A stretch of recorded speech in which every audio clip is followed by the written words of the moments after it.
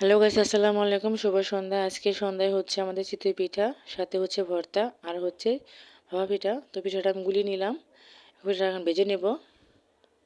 তো পিঠাটা এখন আমি খোলা দিয়ে দিচ্ছি, একটু ঢেকে দেব পিঠাটা। তো দেখুন পিঠাটা হয়ে গেছে।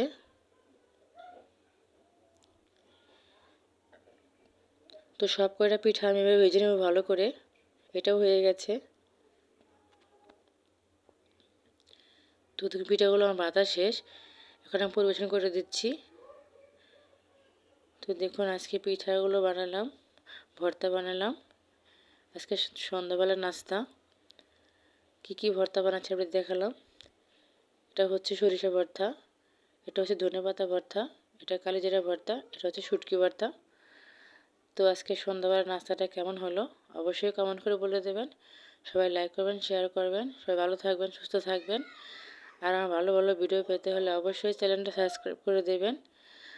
আসসালামু আলাইকুম।